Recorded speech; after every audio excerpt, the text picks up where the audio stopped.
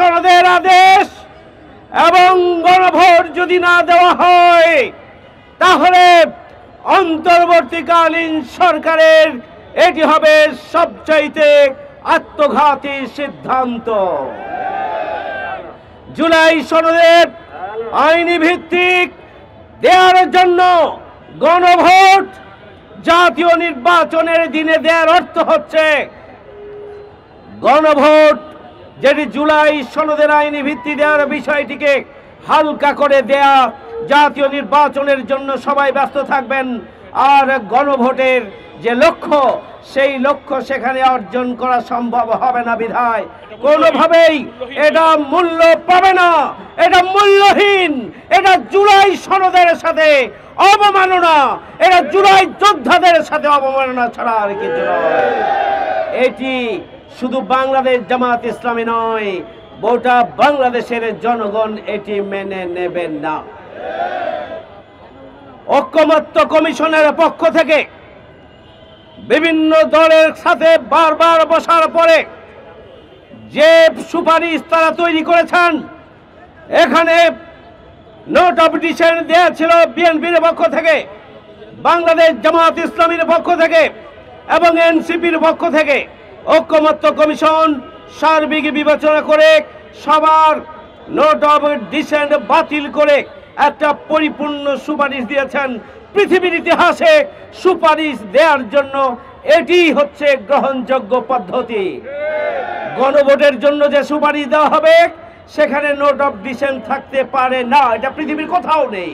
অথচ গায়ের জোরে একটা রাজনৈতিক দল অন্তর্বর্তীকালীন সরকারের উপরে প্রভাব খাটিয়ে এবং কয়েকজন উপদেষ্টার সাথে যোগ সাজস করে ঐকমত্য কমিশনের যে রিপোর্ট, সরকার যে রিপোর্টকে অনুমোদন দিয়েছে, যে সনদকে অনুমোদন দিয়েছে, সেই সনদে পরিবর্তনের জন্য ষড়যন্ত্র করছেন।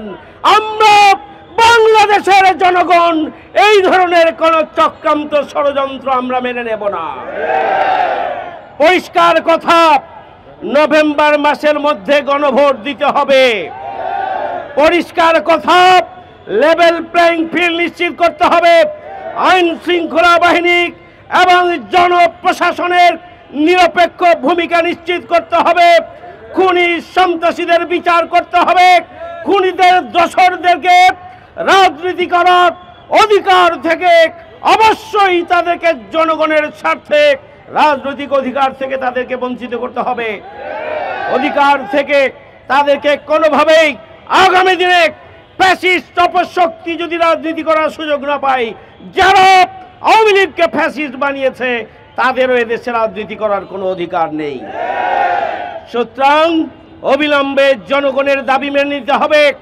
আমরা বলেছি বারবার, আমরা পিআর পদ্ধতির মাধ্যমে আগামী দিনে জাতীয় নির্বাচন চাই।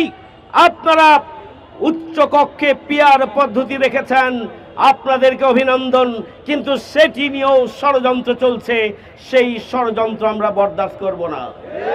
শেষ কথা হচ্ছে এই, কোন রাজনৈতিক দলের চাপে অন্তর্বর্তীকালীন সরকার জুলাই সনদের গৃহীত কোন একটা শব্দ যদি পরিবর্তন করেন তাহলে আপনারা নিরপেক্ষতা হারাবেন, তাহলে আপনারা লেভেল প্লেইং ফিল্ড নিশ্চিত করতে পারবেন না। এটি আবারও প্রমাণিত হবে।